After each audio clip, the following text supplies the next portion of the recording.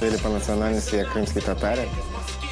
И так как в 1941 году всех крымских татар депортировали, и так получилось, что мой прадед приехал в Узбекистан, ну и там мы уже начали жить.